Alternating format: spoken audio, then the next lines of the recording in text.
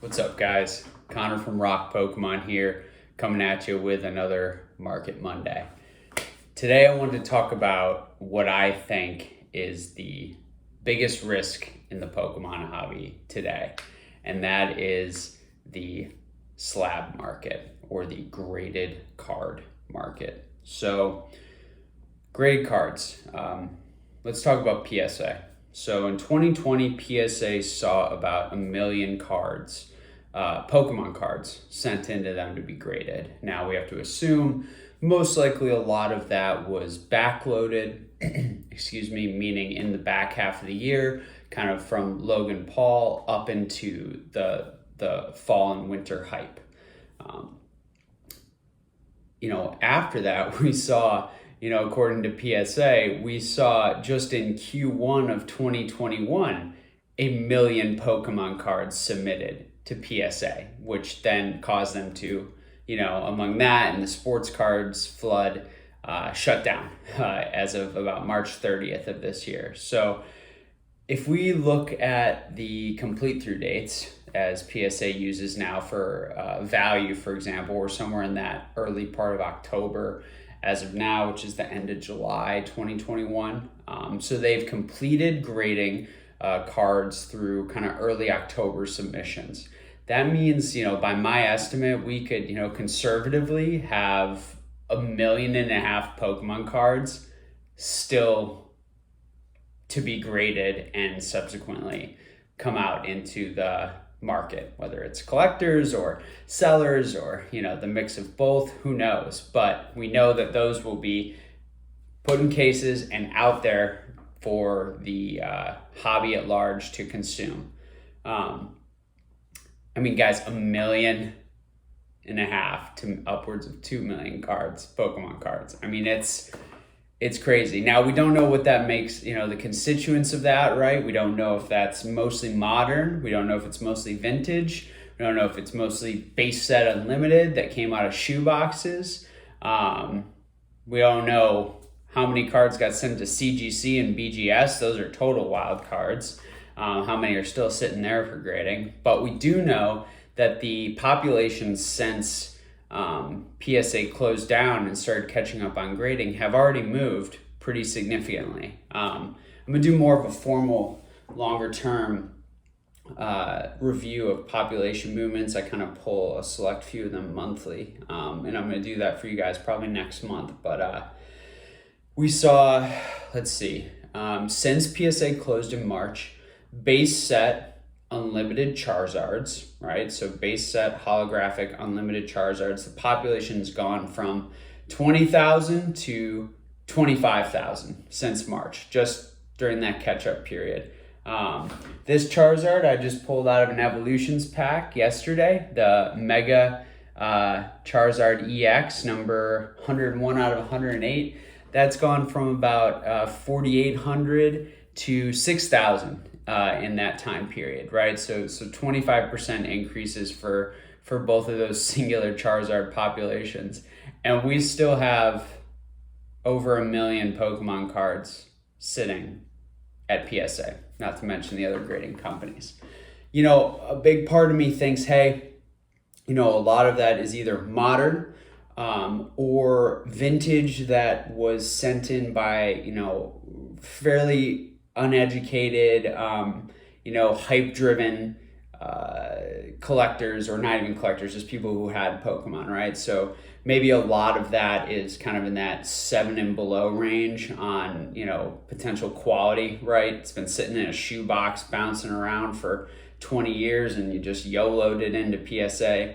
But I don't think we can discount, how many box openings there have been, right? How this proliferation of vintage pack opening is going to, affect some of that supply that comes back. Not to mention people that, kept commons in binders that honestly, commons in binders can easily get 9s, or used to. We'll see if PSA gets, more strict on their grading. But so what have we seen? We've seen, substantial moves in some populations in just that short catch-up period. Value complete through dates are still sitting back in October of 2020. So we've got a long road ahead of us of submissions, including that million Pokemon cards submitted in 2021. To be fair, some of that might have been at different service levels, but directionally, we know there's a substantial amount of supply still to come online into the hobby. We've seen prices considerably drop on many items in the hobby, especially unlimited base set. Not to say that some of that's not still fairly rare, right? There are cards in unlimited base set that have very low populations, that there's very few tens. So people do get that misconstrued sometimes, but we know that a lot of people had base set unlimited cards in their collections and sent those in to be graded. And I think what the hardest part to do is, when considering this risk, is to try to understand if the market is forward looking, right? So traditional markets, right, like the stock market, is forward looking, meaning the prices today are pricing in expectations of what's going to happen in the future, right? So if you extrapolate that to Pokemon, it means that the current decline in prices would theoretically be pricing in a floodgate opening up and a bunch of supply hitting the market in the future, right? So all those PSA cards come back from the backlog, they hit the market, supply outpaces demand, we get downward pressure on prices. The hard part is understanding, is some of that manifesting today? I'd argue somewhat, but also that the market's super inefficient compared to like the traditional stock market, and how information hits the market and affects prices is different in the collectibles hobby, and like an eBay marketplace for cards, where you have a huge amount of uneducated buyers and a very wide disparity in prices that can be garnered at any individual time, right? It's not like a stock where every trade's the same price at the same time. Obviously the prices move, but you know what I mean, like two auctions ending at the same exact time on eBay, something could go for $100 and something could go for $200, right? It just depends who's looking at it, who is willing to bid each other up, and what have you. So it's a highly inefficient, heterogeneous market when it comes to price discovery, right? So when I think about it, I think that we could be pricing in some of that flood from both sides, right? So you could have sellers here where they're listing as fast as they can to try to get ahead of that flood, right? And there's certainly sellers who have more slabs, I know of, that have more slabs than they can even list on eBay. Time doesn't allow them. It's just taking them so long to run their business, ship, and also list all of this backlog they have, and they still have hundreds or thousands of cards in grading. But what you're seeing is people start to undercut each other, right?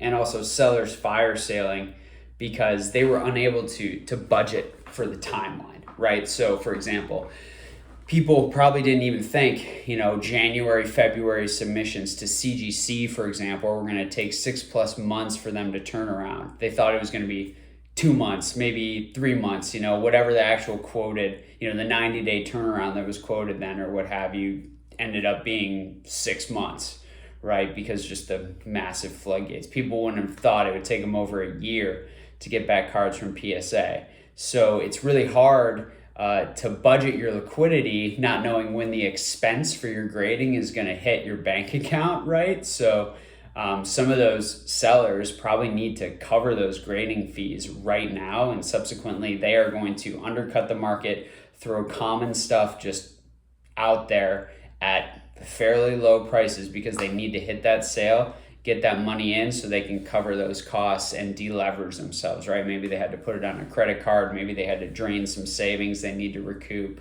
I don't think anyone could have foreseen how crazy the lag on grading was going to be, and how long it was going to take them to get back cards to subsequently sell. And you never know what what's happened in the interim, right, with their budgets, their businesses, their bank accounts. So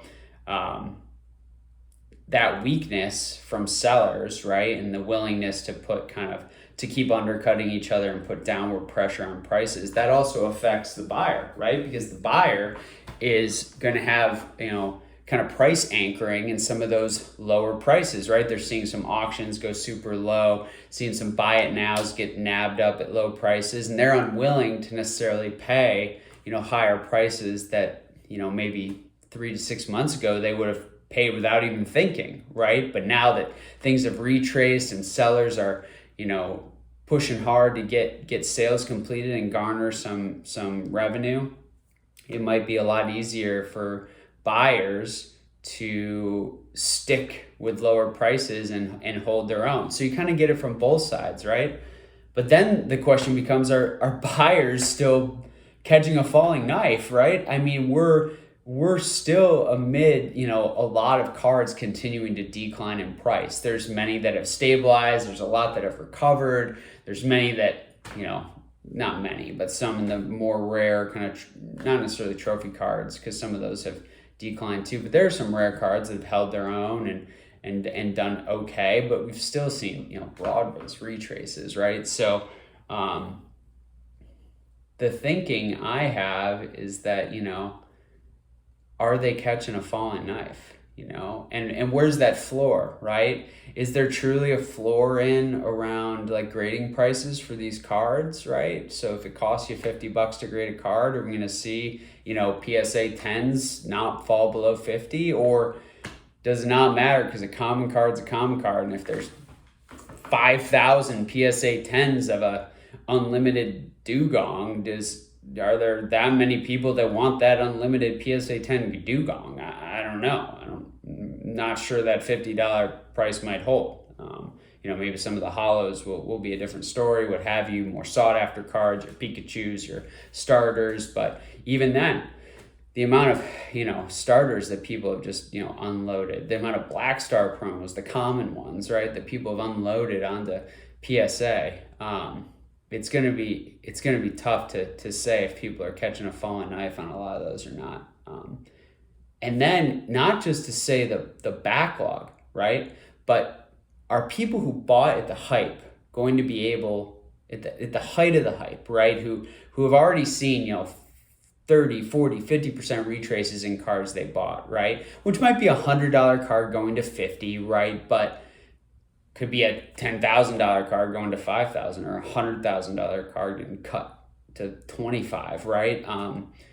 Are those folks who bought those cards going to be able to hold through further weakness, right? If we get cards hitting the market at a supply level that is not able to be matched by demand, that if you have $100 card, right, and there's 10,000 more of them that come onto the market, are you going to be able to have all that capital, 10,000 cards at $100 a pop, all that new capital come in and meet that to keep that price stable?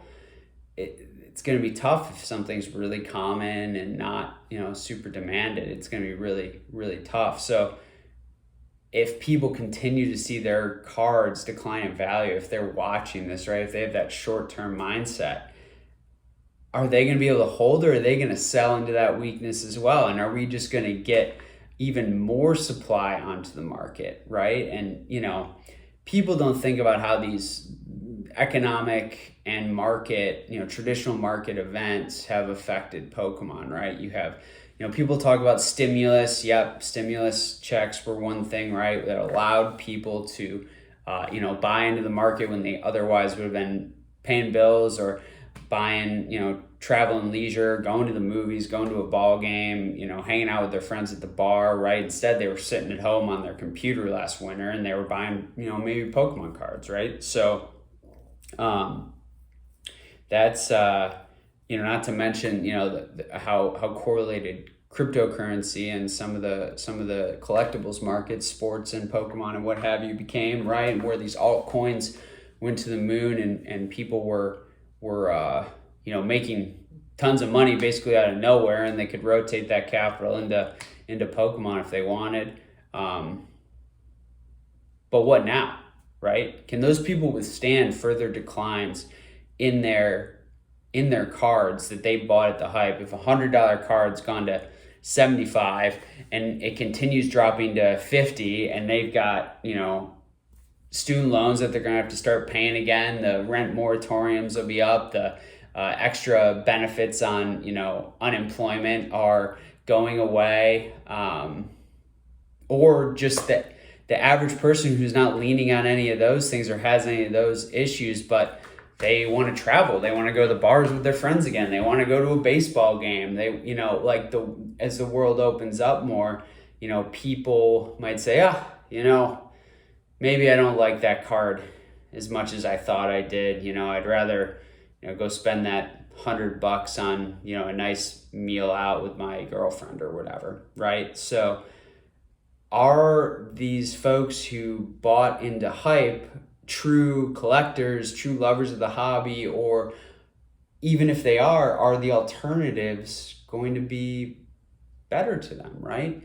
But then do they also understand, how illiquid and how high frictional cost there is of selling something in this hobby, right? And is that going to get them scared? They start to look at what their cards have been selling for. They go, oh my gosh, this $100 card's selling for 50. Let me just list it for 40 and get done with it. And then, after the fees and taxes and whatever, they got $25 in their pocket. I mean, that puts a lot of downward pressure on the market, and it also causes, folks who entered the hobby to potentially leave. So that collision potentially of PSA cards coming back onto the market, and if that pushes prices down further, people freaking out who bought at the height and can't withstand further decline, can't stomach it, don't have the risk capacity to take that on. They have liquidity needs, they have spending needs, they're getting pressure from their wives or husbands or whatever. Why'd you buy that stupid card? We have to go on this trip and we need some extra money, you need to sell. We don't know what's going to happen, right? Much less do we know where the traditional markets and economy are going to go, right? There are a lot of unknowns right now. You look at the US with Fed policy, and one little misstep could lead to stock markets freaking out. The current economic cycle and the possibility for inflation and the things that people worry about in that regard. Collectibles are supposed to be a store of value, right? Just like in some ways, Bitcoin has been billed as a store of value, but at least, over longer term history, we've seen collectibles be, seen as an inflation hedge, a store of value.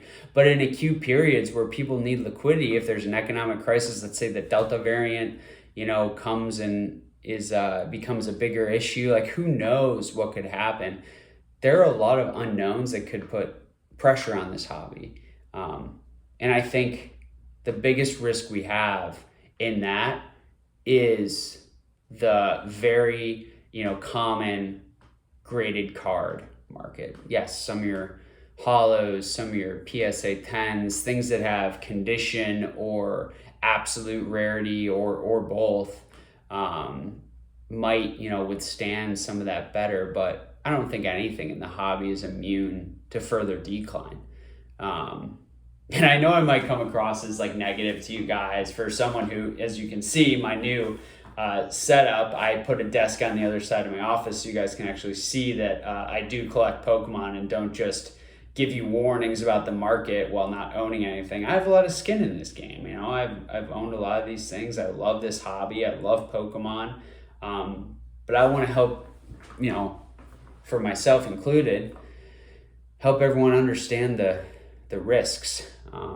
And so there's a lot that could potentially, undermine the price stability or price stabilization of the graded card market.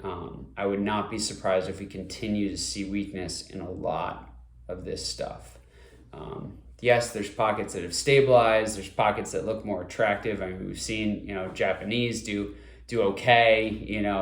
We've seen Base Unlimited not do okay. We've seen, some of the Neo sets do okay. We've seen You know, very, very differing levels of retrace or stabilization across the hobby. But broadly speaking, right, we've seen a significant decline from the peak, as it should have, right? I think there were, things that were far too overextended, people paying insane prices for items that had no rarity whatsoever. And that's why, by and large, I've always considered, sealed product, vintage sealed product, one of the only true investable parts of this hobby. And that's not to be said, that's not immune to, further price decline as well. We have seen, in the heritage auctions yesterday, we saw really, really weak prices from a lot of English WotC era boxes, be it first edition or unlimited. Saw some okay prices in a shadowless box recently. Saw some decently strong prices in Japanese vintage sealed boxes. So there's always differences, but at the end of the day, I want to reiterate that the biggest risk to this hobby that I see right now, and a place that could significantly decline in price further even from where we are here, is the broad-based slabbed graded card market. We don't know what the future is going to hold. We don't know how many of those cards are modern. We don't know how many of those cards are vintage. We don't know how many are PSA 8, 9, 10s and how many are 4, 5, 6s. But we do know that collectors sent tons, millions of cards off to be graded. And those cards are going to come back, and people are going to be trying to sell cards, whether it's the ones they hold now to replace with the ones they graded or the ones they get back from grading. So where does that leave us? Is there hope, right? Well, I think there are some positives on the other side, right? You have the 25th anniversary coming up, right? Which has a very approachable set that is, I think, going to allow people to re-enter the hobby or bolster new entrants to the hobby, and give them a view of kind of that longer term of Pokemon, how the hobby has developed over time, see all the cool game mechanics and card types, and get them excited and have something that's, hopefully accessible, has a bunch of different products from tins to the, collector's chests that have varying price points for people to, enter into the hobby from a modern sealed perspective, to open and enjoy that. So that gives me hope. I think there's, a fundamental shift that we could see in collecting, right? Where kids used to grow up, I used to grow up putting cards in my little binder with, Charizard and Pikachu on front. And now maybe kids will be, collecting, CGC slabs instead of binder cards, right? Really cheap, easily accessible common cards, but they're well preserved for the future, whether it's modern or vintage. I think we could see a fundamental shift there, right? Of people collecting and kids establishing their foothold in the hobby in a different way, and that being slabs. I had an experience yesterday talking to a little 4-year-old girl about Pikachu, and it made me think, hey, there are so many parents out there who have exposed their kids more so than ever to the hobbies they love in this past 18 months, as they spent more time inside, as collectibles have boomed, as all this popularity has come into the hobby, as the IP has grown. There's been video games and Pokemon Go and the anime and all these things, not to mention, of course, the cards that kids are getting exposed to now more than ever, and have spent a lot of time with their parents who are in my generation of collecting. They've spent more time with them than ever in this past 18 months and gotten to see more of this, content, more of the Pokemon universe than ever. And that gives me a lot of hope for the future, but it doesn't mean that in the short term, there's not an incredible amount of risk to the prices being paid for items in this hobby, specifically the graded card market. So So what I want to leave you with, guys, is, be careful. As a collector, I've always been price cognizant. Whether I was looking at it as an investment or a flip or a long-term hold or just a pure something I love that I wanted to purchase for my collection, like this freaking awesome Togepi hidden prism card, right? That I just wanted it for my collection. I've always purchased with a, being cognizant of the price history of items and the potential risks and where that price could go in the future. So collect what you love, but be patient, be judicious in where you place your money. It is not worth FOMO purchasing something that will be easily accessible for many, many years to come. So be very, very prudent and cautious with what you're buying in today's market, because despite the, significant retrace we've seen, there's still, potentially a lot more risk from here. So are you in the position to be a buyer? Do you have the liquidity? Can you buy $100 card and have it go to 50 and not have it hurt you financially? These are the things I think you need to be thinking about in today's market, where there's really more unknowns than ever. So what I can say to you guys is, collect what you love, but do it intelligently. There's so much, brightness in the future of the Pokemon hobby. I'm so excited to be a part of this for years and decades to come.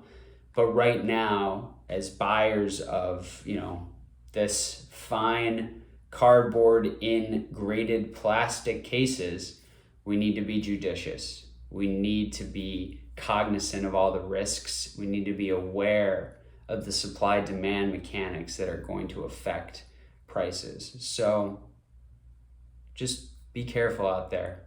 Be careful out there, protect yourself, collect what you love, but collect intelligently. I'm Connor from Rock Pokemon. I hope you guys have a great start to your week. Thanks so much for listening. Take care.